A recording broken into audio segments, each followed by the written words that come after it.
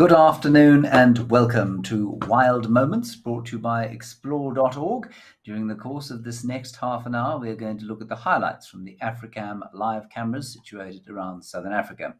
This afternoon, joining us, we have got Jamie Patterson, no less, one-time legal student at Cambridge University, one-time safari guide, and now veterinary student.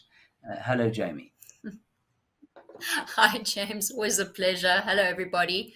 I like to keep things interesting, is how I prefer to think about it. Yes. Yeah, you like to keep things interesting and financially strained. That is fair enough. Why not? For those of you joining us for the first time, welcome.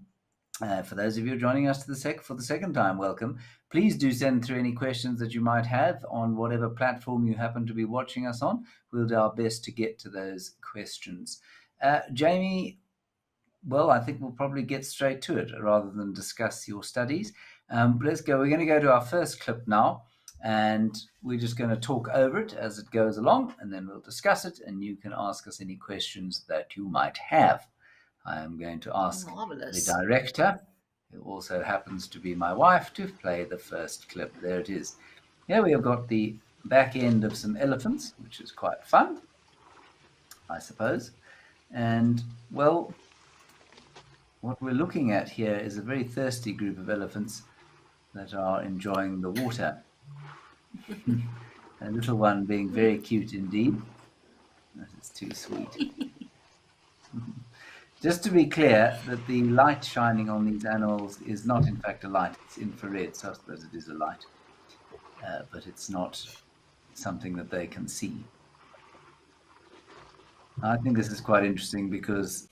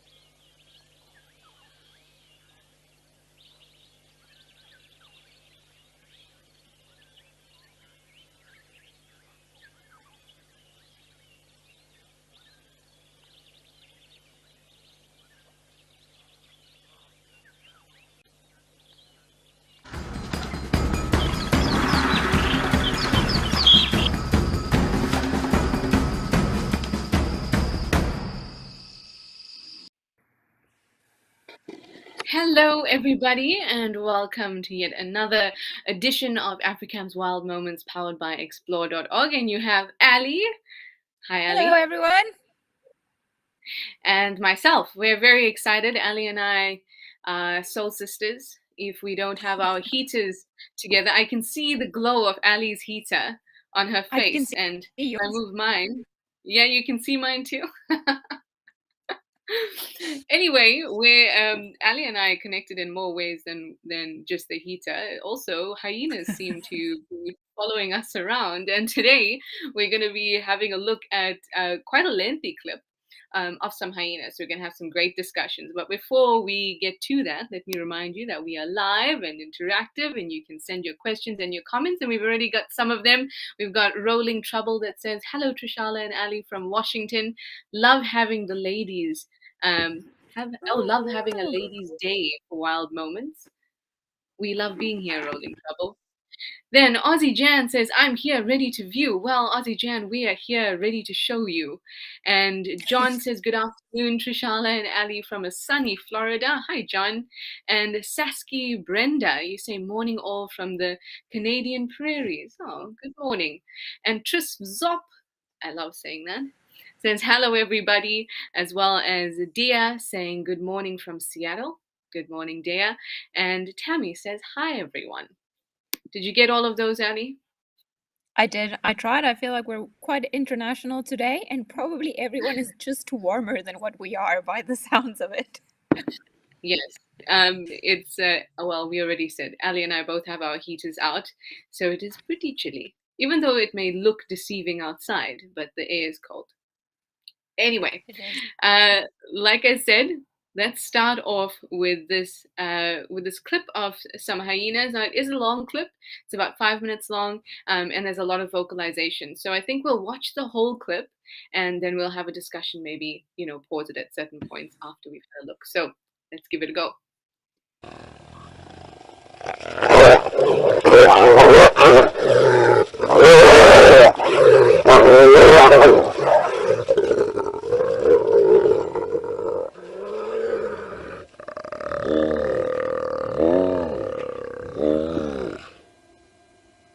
I just want you to look at the tails, because it's quite obvious here, and then we'll chat about it afterward.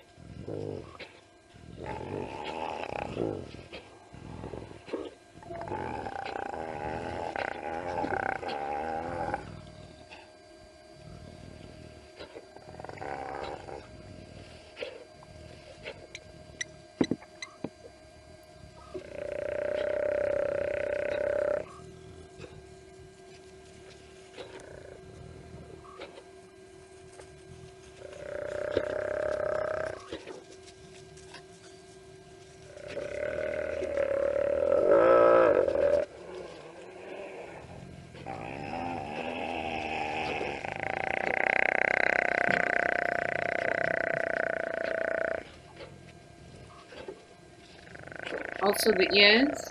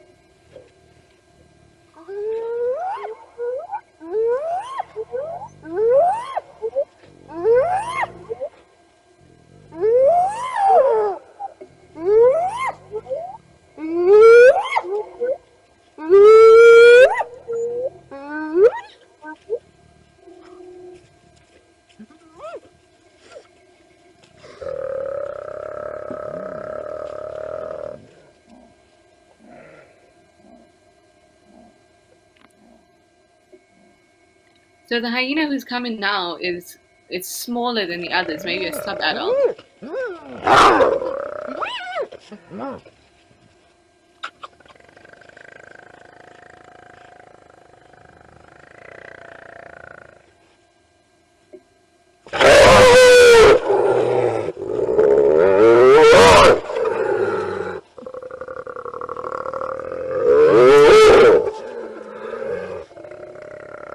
That was quite sneaky.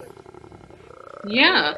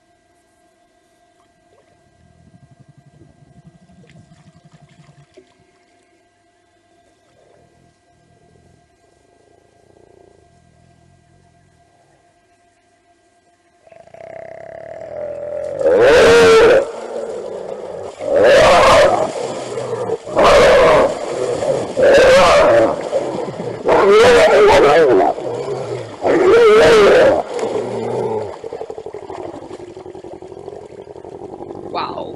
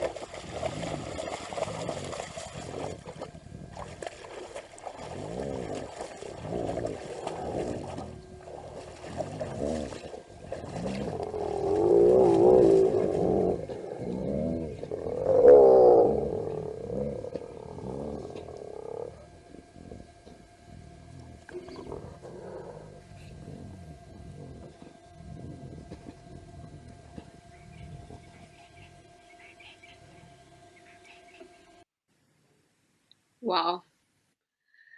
I love That to was watch something, wasn't behavior it? like that. It was so intense, right? Yeah, Both to say the least. the actual um, touching interaction as well as the sound and just the intensity, like, the feeling of it. So you could see clearly that there was one that was being mobbed by the others, and that was the individual that moved into the water. So also at the beginning of the clip and throughout most of it, that individual's ears were flat against its head, and its tail was between its legs. So it was showing submission to the others, but that didn't seem to work very well. So now, if you don't mind, we're going to look at it just one more time, but we're going to try and explain what's happening now that you've heard all the sounds and that you've gotten an idea of what the whole thing was. So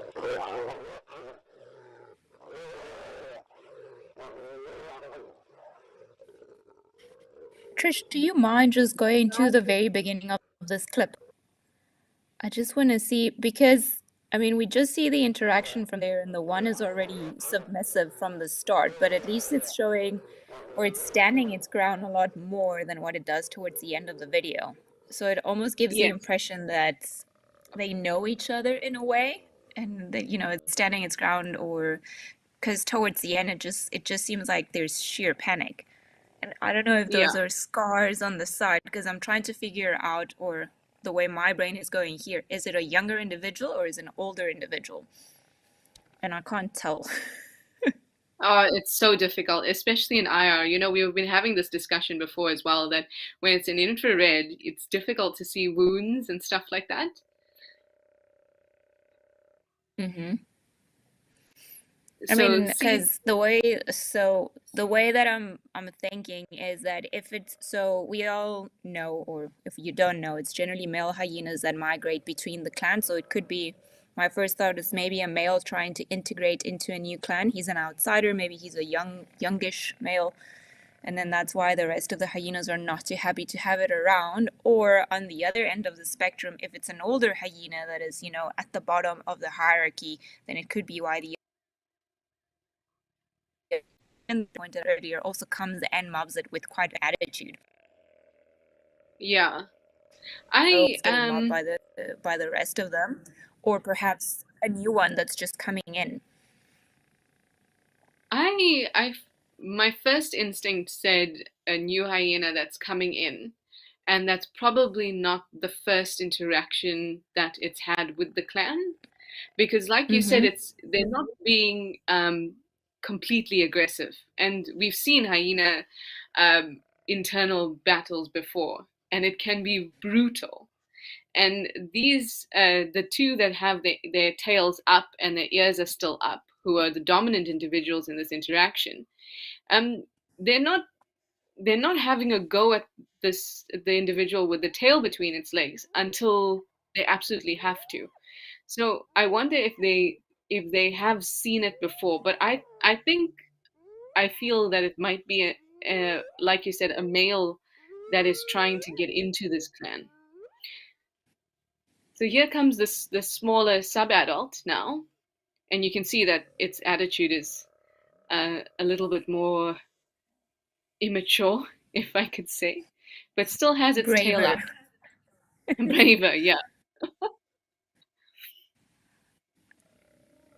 And so it's very curious about the only sort of like unsolicited aggression, the individual that's being sort of mobbed is that one there when the youngster gets a little bit too close, and it's almost like, oh, I am bigger than you, and then until it gets that bite onto the leg, because it's just responding. It's not attacking, it's not going after anyone, unless of course it has to stand its ground because it's being bitten by the other ones. And with the youngster, it's the only occasion where it just seems like it's doing a bit of a preemptive approach.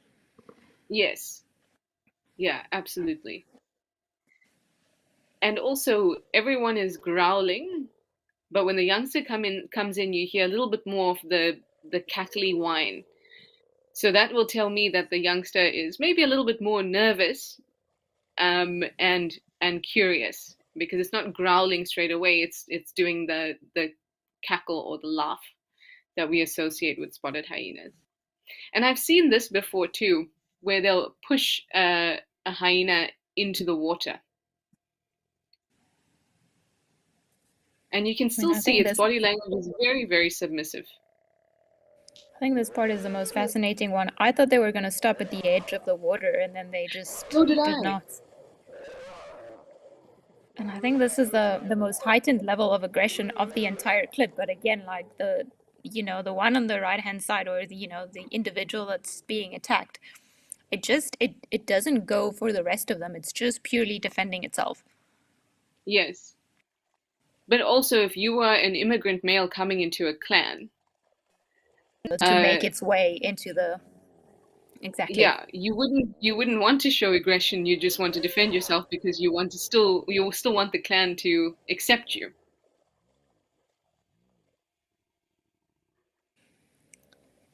Love in times of hyenas, I suppose. It is. I mean, this is one of the most fascinating sightings that I've seen of hyenas in, I don't know, a very long time. Yeah.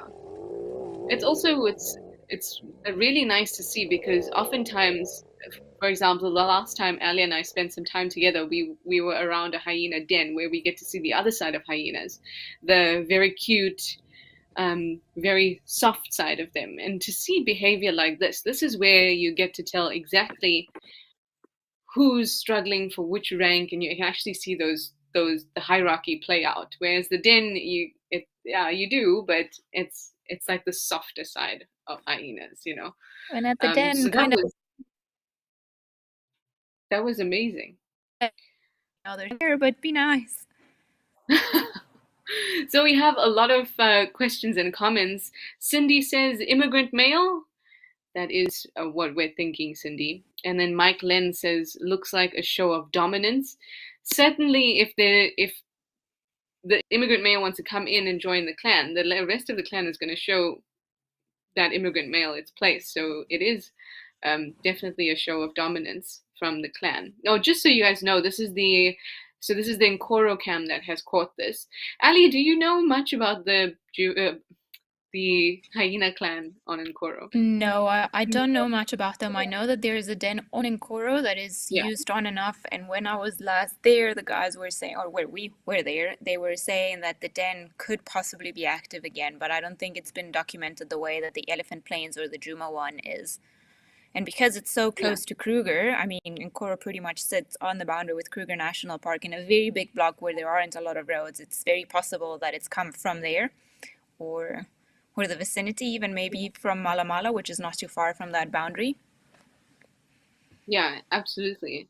Yeah, I know that there's a den there, but I don't know much about the Nkoro clan at all. It's quite a smaller den. It's not the size, or the clan there at least doesn't seem to have the size of one, the monster clan that. Juma. Oh, Katie Bittner, you say, holy, sounds way too crazy and too scary for me. It does sound scary, but I guess it's the way that that they vocalize and they assert their dominance and they communicate. Mike Lenz, you say, I understand hyenas and wild dogs don't play by fair rules. Like the idea for the one is not fair. It's not fair, but it just looks like a massive show of who's boss. Okay, I understand, I think. Even though it looks unfair, like one is ganging up on, or several are ganging up on one, it looks like just dominance. It's always a show of dominance with hyenas, always. So it's just a matter of what is the purpose of the show of dominance. And in this case, like we said, we think it's an immigrant male that has come in. Grumpy old man said, little guy is like, do you know who my mom is? That would be an appropriate hyena joke, yes. That would, and that might have started it all. Maybe this male immigrant male does know its mom very well, and that started the problem. Who knows? Then we have a question from Katie Bittner who says, are hyenas cannibalistic? Would they eat it if they killed it? What do you say, Addie? I mean, I think it would be a matter of maybe occasion or circumstance. They don't really hunt other hyenas to eat them. It's not what they commonly do, but there are instances, especially in times of nutritional stress, where animals will eat their own kind. But you don't find, or I haven't seen that they've actually eaten all of it. It's more like they'll have a few bites and then probably just get a little bit disgusted and then move on. So it can happen, but I wouldn't call hyenas cannibalistic on a normal basis.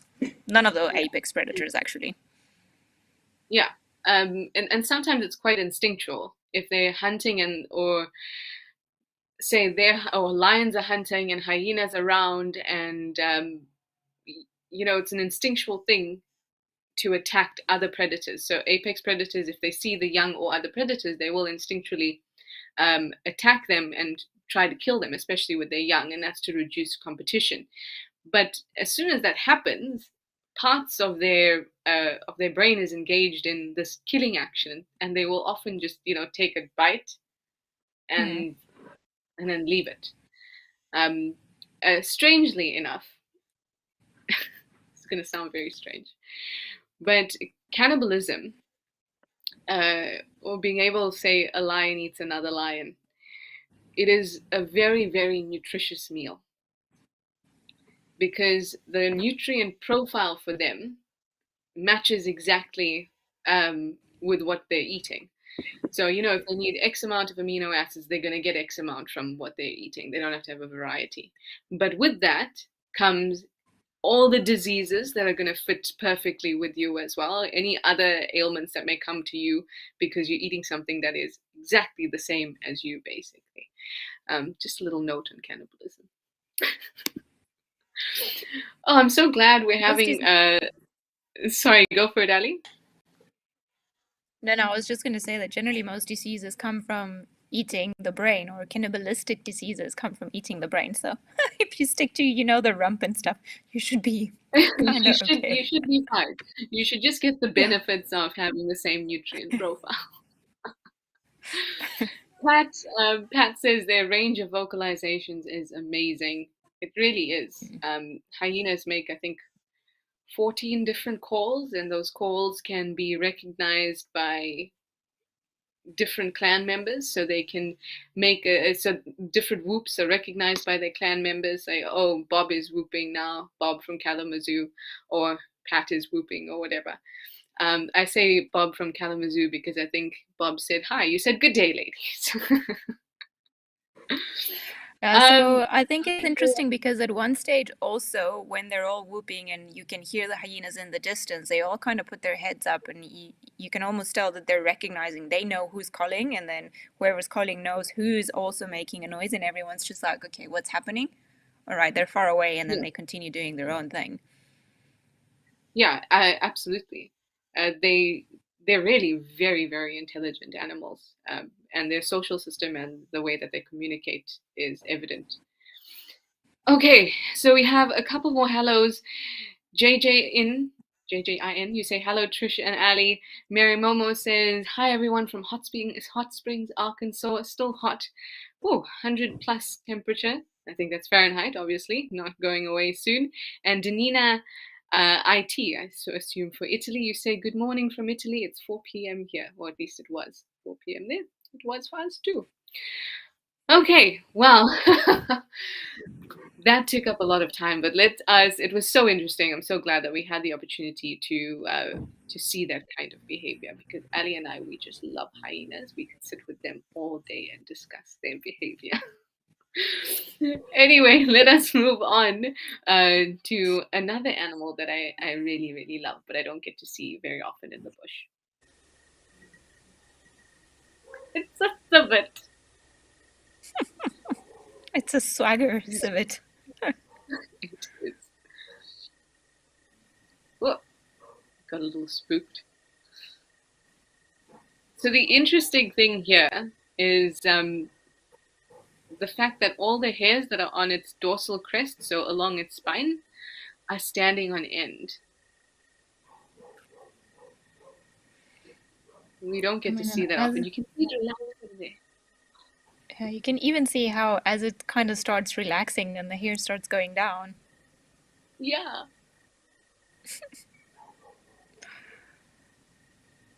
Oh, that is fascinating.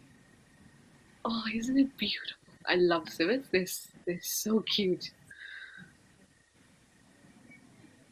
Done. And then it raised it again as it hit the water. Yeah. So when I've ever seen civets, unless it's, they on the road and there's my car lights, I don't see them with their dorsal crest erected. And we can't see why it's happening at the moment either, because it's a defense, or it's an aggressive posture. It's trying to show its opponent or threat or whatever that it's very big. What do you think could have caused it to erect at this point? I mean, obviously approaching the water for any creature can be a bit of a terrifying situation. There are many things that are lurking around water, from other predators to perhaps other civets. So my guess would be that it bumped into something. Maybe another civet, maybe some of the hyenas. It heard them in the distance. No, I don't think it was the same day. But it could be just a way of making itself appear bigger, so to look more intimidating, so that nothing would go after it. Or if perhaps like we always see the dancing nyalas when they bump into another male, then that's that males are generally the ones that put up their dorsal crest and then just start dancing just to make themselves look bigger, because animals are very basic. It's all a matter of show. It is a simple life, a dangerous but a simple life. But True. it's absolutely true. I don't know if civets would do it to attract females. I don't think so, but it might be something worth investigating. I think it's more just a defense and settling dominance with other males. Yeah, I think the only time we'd see it when a female is involved is if that civet, two male civets are maybe courting the same female. Then Mm. they'd show, each other who's bigger, but not really to get her attention, more to chase away the male's attention, the male's advances on the female that it likes. Oh, Katie Bittner says, has anyone ever studied the civets? You never hear much about them. Yes, Katie, they are well studied. There are many types of civets. There's a host of civets in Asia and the ones in Africa, but they are studied. They just kind of don't get that much attention because you don't see them very often because they're nocturnal. So it's not something you can reliably go and say, I'm going to go to the bush to see a civet. It can be difficult. So I guess it doesn't get as much attention.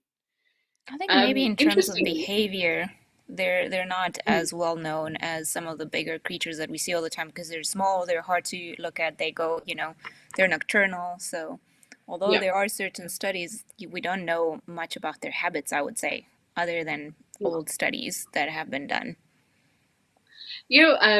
I was doing some writing and research recently on a whole lot of animals, and then I was doing a large spotted genet and a small spotted genet. So we get the large spotted genet most often in South Africa, but the range crosses with the small spotted genet as well. But the range of the small spotted genet is quite extensive. It goes into the Mediterranean and even like Portugal. And the amount of studies done on the small spotted genet, the amount of behavioral studies, vocalizations was extensive compared to the large spotted genet, which is the one that persists in southern Africa. So sometimes it just has to do with availability of time and resources of scientists in the area. True. Yeah. Yeah, I don't think that there's not an interest, but maybe here forces are being used towards bigger, more emblematic creatures, if you will. Yeah. I mean, it's not fair, but life isn't, I suppose. How deep? Oh, Kennedy Ann, you say the way it moves around reminds you of a ferret. Interesting. I can't say that it reminds me of a ferret, but I think in a way, genets, civets, they're all kind of similar in a way. They all remind us, and they're all not just too distantly related to a lot of things. Perhaps movements is one of them. I haven't dealt much with ferrets, so I wouldn't know, but I do know that in other parts of the world they keep them as pets quite a bit. So. Oh yes. There was a time I really wanted a ferret. I just used to love the fact that they looked like a limousine and that they were missing these wheels in the middle or limbs in the middle. Okay. But yeah. But Ali was just talking about relations and the civets, genets, they're closely related. They're viverids. And ferrets and weasels and like honey badgers are mustelids, but they have similar features, like anal glands or anal pouches and stuff like that. And maybe that's what you're seeing, is this kind of resemblance to these feliforms, if we can call them. Well, they are called that. So cat-like. Maybe it's that swagger that they walk with, like they all share it. Yes. With like some attitude. Exactly. Anyway, guys, that's the end of our half an hour that you've managed to be lucky enough to spend with Ali and I, and that we're happy to have been able to spend it with you and watch some really amazing clips. Even though there were only 2 clips, we had some great discussions and some great questions. So thank you all, and we'll see you again soon. And thank you, Ali, for joining us. Sightings we had. What sightings? Not a sighting. But great sightings. Bye, everyone.